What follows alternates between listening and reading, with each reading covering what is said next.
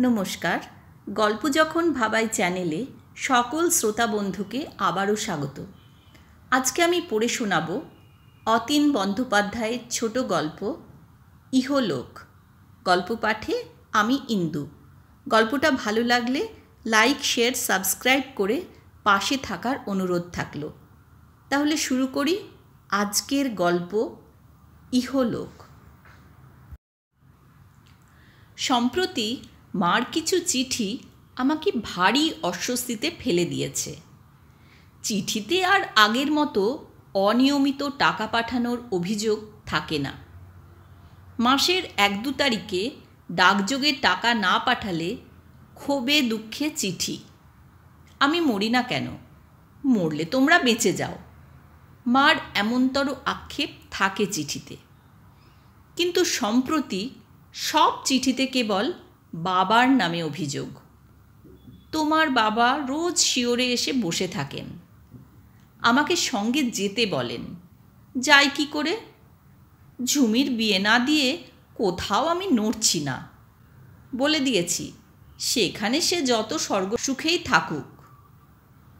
পরের চিঠিতে আবার লিখেছে বেহায়ার মতো বসে থাকে, কি যে করি। তারপরের চিঠিতে লিখেছে তোমরা তো জানো তোমাদের বাবা এরকমেরই, একবার গোঁ ধরলেই হলো, কার নিস্তার আছে তার হাত থেকে রক্ষা পায়। শেষে লিখছে এবারে বাৎসরিকে ভেবেছি দ্বাদশ ব্রাহ্মণ ভোজন করাবো। তোমার পঞ্চতীর্থ কাকার বিধান, তুমি আসবে। আমি না গেলেও বাৎসরিক আটকাবে না, যা করার পিলুই করে। খরচের বহরটা শুধু বহন করা আমার দায়। শেষ চিঠিটা আজই অফিস থেকে ফিরে এসে পেয়েছি। আর্থিক সচ্ছলতা যতই থাক, অকারণে আবার এতটা খরচ ভাবতে গিয়ে বসে পড়লাম। নন্দিনী চিঠিটা এগিয়ে দিয়ে বলেছিল নাও সামলাও। সামলানোটা যে কি তা একমাত্র আমি বুঝি, কারণ যে যার সংসার টানে সেই জানে কত দায় মানুষের। আর যে বোঝা বয় সে বোধহয় বোঝা বইতেই ভালোবাসে। কাঁধ শক্ত হয়ে গেছে, ঘাড়ে ঘা হয়ে গেছে, মাছি ভন ভন করে উঠছে, সে সেটাও টের পায় না। আর আজীবন যদি মানুষটা এভাবে বোঝা বইতে বইতে মুখ থুবড়ে পড়ে যায়, তবে কে সামলাবে সব? কাজেই আমি যতটা না তিক্ত, নন্দিনী তার চেয়ে বেশি। দুজনেরই চিঠি পেয়ে মুখ গোমড়া। নন্দিনী বেশি কথা বলে না, 1-2 কথা, ওই 2-1টাই এমন খোঁচা যা আরও বেশি রক্তপাত ঘটায়। সারা জীবন শুধু করেই গেলে, তোমার যদি কিছু হয় কেউ আমার পাশে এসে দাঁড়াবে? ছেলে পুলে নিয়ে শেষে আমি দাঁড়াবো কোথায়?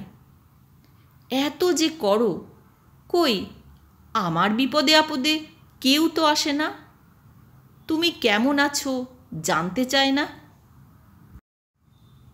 চিঠি পেয়ে আমি এমনিতেই বিরক্ত,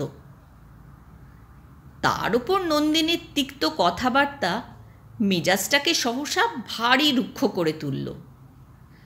আমার মা ভাই বোন সম্পর্কে নিন্দা করলে এটা আমার হয়। আর নন্দিনীও মিছে কথা বলেনি। বিশেষ কোনো সঞ্চয় নেই, ছেলেপুলে সব মানুষ হতে বাকি। এদিকে ঠিক বাবার সংসারে টাকা জুগিয়ে যাওয়া, মাসে মাসে কামাই নেই। 2 বোনের বিয়ে, বাবার কাজ সবই করে যাচ্ছি। উটকো দায় বাবা আরও রেখে গেছেন, সে বুঝি। যতই নন্দিনীকে বুঝিয়েছি আর মাথা পাচ্ছি না, তত নন্দিনীর এক কথা, যা একখানা মানুষ তুমি আবার মাথা পাতবে না। নন্দিনী বোঝে, জানে আমি গোপনেও টাকা পয়সা দিয়ে থাকি।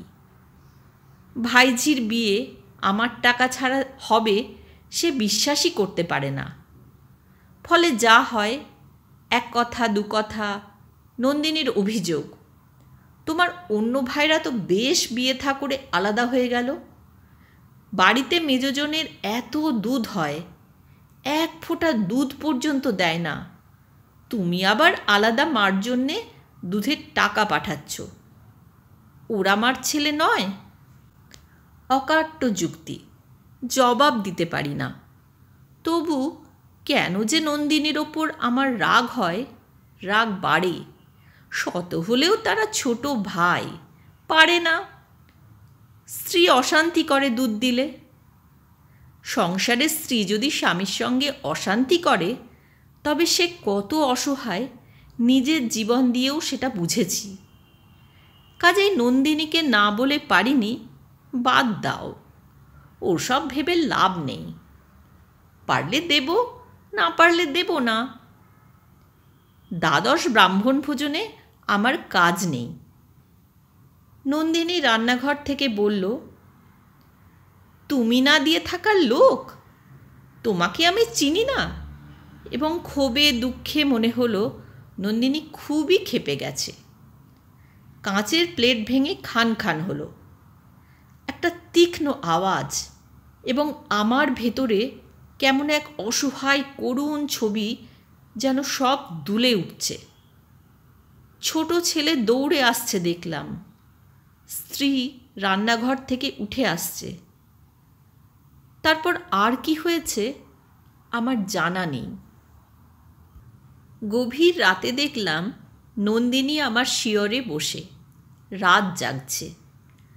ঘরে 0 পাওয়ারের আলো জ্বালা। নন্দিনীর চোখে জলের দাগ, এখনো ভালো করে শুকায়নি। চারপাশ কেমন নিস্তব্ধ, নিঝুম। আমার কি হয়েছিল মনে করতে পারছি না।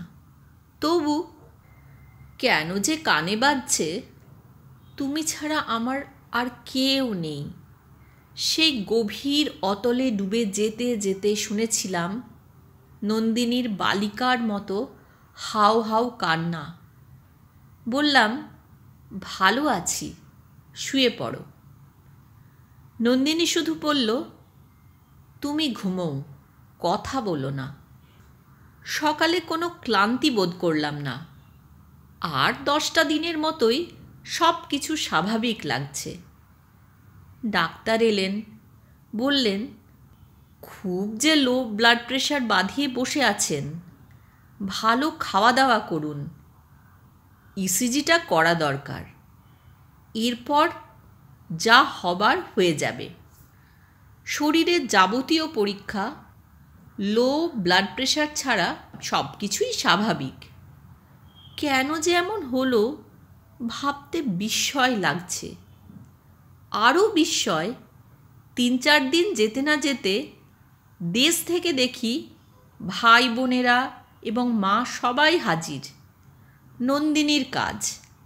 নন্দিনী একা ভরসা পাচ্ছে না। বুঝতে পারলাম সে খুবই ঘাবড়ে গেছে। সে তার বাপের বাড়ির আত্মীয় স্বজনদেরও হঠাৎ মাথা ঘুরে পড়ে গেছি খবরটা ঠিক পৌঁছে দিয়েছে।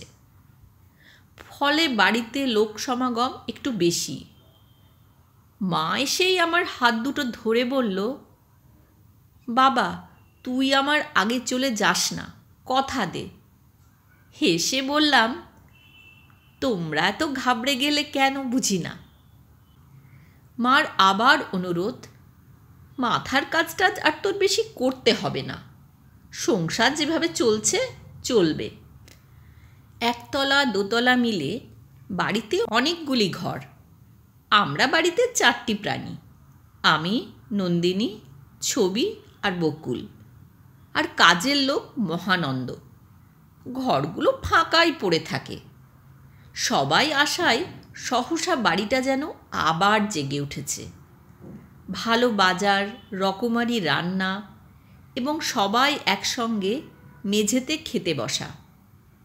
কত রকমের কথা তখন ভাই বোনদের। কতদিন পর আমরা আবার এক বাড়িতে একসঙ্গে। কতদিন পর আসন পেতে বসা, খাওয়া, গল্প।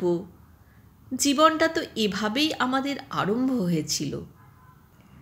সবাই আমরা ছড়িয়ে পড়েছি কেবল বাবা নেই। মহানন্দ আমাদের পরিবেশন করছে। আমরা ভাইরা একপাশে, ওপাশে 2 বোন। আমার 2 ছেলে কাকাদের সঙ্গে খেতে বসেছে। মা একটু আলগা হয়ে আছে। সাদা পাথরের থালায় তার ভাত, নিরামিষ রান্না নিজে করেছে। সপাকে ছাড়া খায় না। বয়স তাঁকে কাবু করতে পারেনি। সাদা কদম ছাঁট চুল, সাদা থান। 70 বছরটা তার কাছে কোনো বয়স নয়। মার কথাবার্তা শুনলে এমনই মনে হয়। আমি কথাটা তুললাম, বললাম, বাবা কি তোমার শিয়রে রোজই এসে বসে থাকে? মা ঢকঢক করে ঘটিতে আলগা করে জল খাচ্ছিল। বলল, রোজ না, মাঝে মাঝে আসে। তুমি বাবাকে ভয় পাও দেখছি। আগে তো পেতে না। বাবা তো সব কথাই বলতো। তোর মা কি বলে দেখ, তুমি বললেই আমাদের সব হয়ে যেত। মা কেমন বিশ্বাসের গলায় বলল, ভয় এখনো পায়। তোমাদের বাবা একখানা মানুষ ছিল। দেশ থেকে এসে তো তৃণটুকু নেড়ে দেখল না। আমার জন্য কিছু রেখে গেলে বউদের এত মুখ নাড়া খায়? নন্দিনীর মুখটা কেমন গম্ভীর হয়ে গেল। নন্দিনী বলল, মা, আমরা তো সাধ্যমতো করি। মা বলল, তোমাকে বলিনি বৌমা, তোমরা করছো বলেই তো বেঁচে পড়তে আছি। মার এসব কথা আমার ভালো লাগছিল না, কারণ মাকে আমি জানি। বড় জেদি আমার মা, এবং সরল। ছোট ভাইরা পাশে বসে খাচ্ছে। মার অভিযোগে ওরা রুষ্ট হতে পারে। এমন সুন্দর জীবন্ত মানুষের বড় একটা আসে না। কথা ফেরাবার জন্য বললাম, ভয় পাই বলেই বোধহয় রোজ আর আসতে সাহস পায় না। পিলু বলল, জানিস দাদা, বাবাকে আমিও মাঝে মাঝে স্বপ্ন দেখি। কেবল বলে, এই পিলু, দরজা খোল, আমি তোর বাবা। দরজা খুললে দেখি বাবার মাথায় একটা বড় বোঁচকা। ওটা কেবল তার মাথা থেকে নামাতে বলেন। তা বাবা বোঁচকাটা নামাতে বলতেই পারেন। দেশ ছেড়ে আসার পর আমাদের ঘর বাড়ি ছিল না। এখানে সেখানে যাযাবরের মতো দিন কেটে গেছে। কখনো বাবা সবাইকে নিয়ে আত্মীয় বাড়িতে উঠে বলতেন, চলে এলাম। তোর বৌদিকে বললাম, মানু যখন আছে একটা হিল্লে হয়ে যাবে। কিন্তু মা 2-1 দিন পরই আর থাকতে চাইতো না। বুঝতে পারতাম বাবার নির্বুদ্ধিতার শিকার হতে মা রাজি না।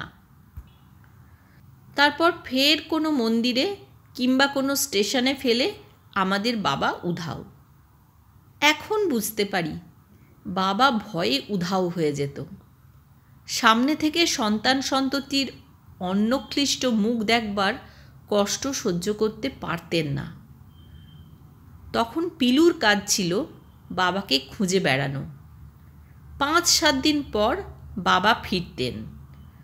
কোথাও শ্রাদ্ধ অথবা শান্তি সস্তয়ন করে বড় বোঁচকায় আতপ চাল, ডাল, তামার পয়সা, প্রণামীর কাপড় নিয়ে ফিরলে পিলুই সবার আগে ছুটে যেত। বাবা আসছে, আমাদের বাবা আসছে। দৌড়ে পিলু বাবার বোঝাটা নিজেই মাথায় নেবার জন্য পিড়াপিড়ি করত। দাও না বাবা, আমি ঠিক পারব। কাজেই পিলু এমন একটা স্বপ্ন দেখতেই পারে। মহানন্দকে বললাম, পিলুকে আরও 2 টুকরো মাছ দাও। পিলু বলল, না না, আর পারবো না, আমাকে দিও না। মায়া বলল, জানিস দাদা, বাবা মাঝে মাঝে আমাকেও স্বপ্নে দেখা দেয়। আমি মুখ তুলে তাকালাম। মায়া একটু বেশি ঝাল খেয়ে হুসহাস করছিল। হাত চাটতে চাটতে বলল, কেবল বলে সাজিটা ধর। ঠিক বুঝতে না পেরে বললাম, কিসের সাজি? আরে ফুলের সাজি, বাবা সকাল হলেই স্নান টান সেরে এসে পূজার ফুল তুলতেন না। তখন আমাদের ঘরবাড়ি হয়ে গেছে। মাত্র একটা পঞ্জিকা সম্বল করে বাবা ঘরবাড়ি গড়ে তুলেছিলেন।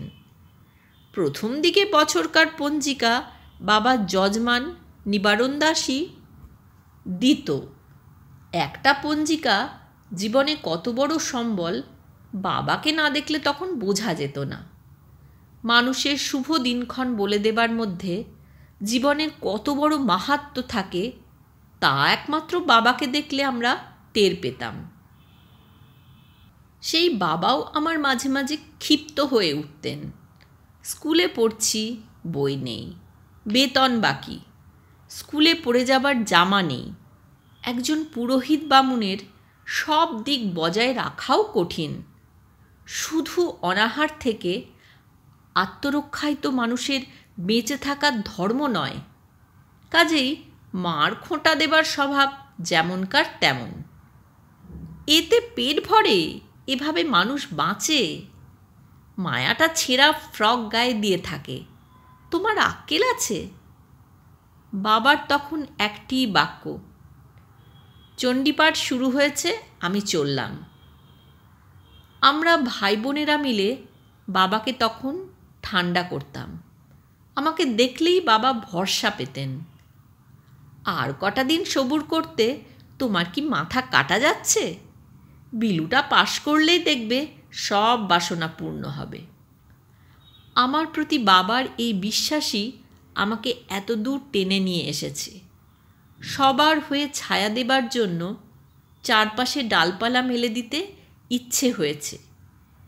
এসব যখন ভাবছি তখনই আমার ছোট ছেলে বলল, বাবা, তুমি ঠাকুরদাকে স্বপ্নে দেখো না? আমি ঠিক কিছু মনে করতে পারছি না, চুপ করে আছি। পিলু বলল, বাবা তোর কাছে আসে না? মার খাওয়া হয়ে গেছে, আজকাল কানে একটু কম শোনে বলে কী নিয়ে কথা হচ্ছে বুঝতে পারছে না। তাই নিবিষ্ট চোখে পিলুর দিকে তাকিয়ে আছে। এবং বিষয়টা বোধগম্য হতেই মা বলল, সে আর দরকার নেই। মায়া বলল, তুমি থামো তো মা। কী রে দাদা, সত্যি তুই বাবাকে কোনো দিন স্বপ্নে দেখিস না? এত করলি বাবার সংসারের জন্য। মা কিছুটা রুষ্ট হলো মায়ের কথায়। বলল, এসে তিনি কি উদ্ধার করবেন? বেঁচে থাকতেই কিছু করল না। তারপর কেমন আশঙ্কা চোখে মুখে ফুটে উঠল মার। বলল, হ্যাঁ রে, শিওরে এসে তোর বাবা বসে থাকে না তো? শিওরে এসে বসে থাকলে সকালে উঠেই পুকুর পাড়ে চলে যাবি। জলের কাছে স্বপ্নের কথা বললে ফলে না। তোর বাবাই আমাকে বলে গেছেন। যেদিনই তিনি আসেন আমি সকালবেলায় নদীর পাড়ে চলে যাই, সব বলে দিই। আমি কি বলবো ঠিক বুঝতে পারছি না। নন্দিনীও বাবাকে মাঝে মাঝে স্বপ্নে দেখে থাকে। বাবার নাকি তখন একটাই প্রশ্ন, শিবের মাথায় ফুল বেলপাতা দাও তো বৌমা, ওটা দেবে, দিলে ঘরে তোমার কোনো অশুভ প্রভাব ঢুকতে সাহস পাবে না। সবাই বাবাকে দেখে, কেবল আমি মৃত্যুর পর কোনো দিন স্বপ্নে আর একবার খুব কাছাকাছি তাঁকে দেখতে পেলাম না। কেমন অভিমানের গলায় বললাম, না, আমি বাবাকে স্বপ্নে কোনো দিন দেখতে পাইনি। আমার চোখে কথাটা বলতে গিয়ে কেন জানি জল এসে গেল। আমি আমার মাথা নিচু করে ফেললাম, যেন বাবার জন্য আমার এই চোখের জল কেউ দেখতে না পায়। তারপর একে একে বাড়িটা খালি হয়ে গেল। নন্দিনীর পীড়াপিড়িতেও কেউ দু একদিন বেশি থেকে যেতে রাজি হলো না। নন্দিনী মাকে বলল, মা, তুমি কটা দিন কাছে থাকো, তোমার কাছে থাকলে ও ভালো থাকে। মার এক কথা, না বৌমা, আমাকে যেতেই হবে, ঝুমিকে কথা দিয়ে এসেছি। ও একা গরু বাছুর সব সামলাবে কি করে? আকালের বউকে শুতে বলেছি, আর একবার এসে থাকব। সবাই চলে গেলে নন্দিনী বলল, তোমার চেয়ে ঝুমি এখন তার কাছে বেশি। আমি বললাম, ছোট থেকে বড় করলে মায়া বাড়ে। ঝুমির জন্যই মা আমার এখনও বেঁচে আছে। আমরা মার বড় দূরে সরে গেছি। আর সেদিনই রাতে বাবাকে স্বপ্ন দেখলাম, সেই গাছপালা নিয়ে আশ্রমের মতো বাড়ি। আমরা বাবার পাশে ভাই বোনেরা গোল হয়ে খেতে বসেছি। বাবা একটু দূরে আলগা হয়ে বসে আছেন, কলা পাতায় মাংস ভাত। দেখছি বাবার হাতে পায়ে মুখে বড় বড় ফোস্কা, শরীরে জায়গায় জায়গায় সাদা দাগ। আগুন থেকে উঠে এসে যেন খেতে বসেছেন। আগুনে সারা শরীর ঝলসানো, হাতে আঙুলে পর্যন্ত পোড়া ঘা। বললাম, বাবা, মেখে খেতে আপনার হাত জ্বলছে? আমরা বরং কেউ খাইয়ে দিই আপনাকে। বাবার সেই রহস্যময় হাসিটুকু মুখে। আমার দিকে শুধু চোখ তুলে তাকালেন, তারপর মাথা নিচু করে বললেন, না, জ্বলছে না। দাহ হচ্ছিল, তা সেখান থেকেই উঠে এলাম। তোমরা সবাই মিলে ভালো মন্দ খাচ্ছ, আমি বাদ থাকি কেন? সঙ্গে সঙ্গে গাটা আমার ভয়ে কাঁটা দিয়ে উঠল। আমি মরে গেলে নন্দিনীও আমাকে ভয় পাবে? আর ঘুম এলো না। কেন যে এমন বিশ্রী একটা স্বপ্ন দেখলাম। ঘামছিলাম। ঘরের জানালা সব খোলা, পাখা ঘুরছে। তবু কেন যেন মনে হলো রুদ্ধ এক কক্ষে আমি নিজের বদ্ধভূমিতে দাঁড়িয়ে আছি। দরজা খুলে ব্যালকনিতে ঢুকে ইজি চেয়ারে গা এলিয়ে দিলাম। কাউকে ডাকলাম না। নিঃশব্দে দুহাত ওপরে তুলে শুধু বললাম, বাবা, আপনি যদি এলেনই, এভাবে কেন আমার কাছে এলেন? তারপর ডাকলাম, নন্দিনী, ছবি, বকুল। ওরা গভীর ঘুমে আচ্ছন্ন, কোনো সাড়া নেই।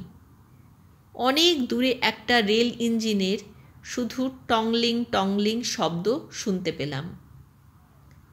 সামনে শুধু আকাশ আর তার অজস্র নক্ষত্রমালা। নিচে মানুষের ঘর বাড়ি, মাঠ, শস্যক্ষেত্র। আমি না থাকলে সত্যি ওদের আর কেউ নেই। কেন জানি এমন মনে হলো। আমার কেন জানি নিজের জন্য, ঘরবাড়ির জন্য, নন্দিনী, ছবি, বকুলের জন্য আরও মায়া বেড়ে গেল। তাড়াতাড়ি ঘরে ঢুকে নন্দিনীর পাশে মুখ গুজে শুয়ে পড়লাম। আমি মরে গেলে নন্দিনী আমাকে ভয় পাবে মনে থাকলো না। এরা আছে বলেই বেঁচে আছি, বেঁচে থাকব। এতক্ষণ শুনছিলেন ছোট গল্প ইহলোক।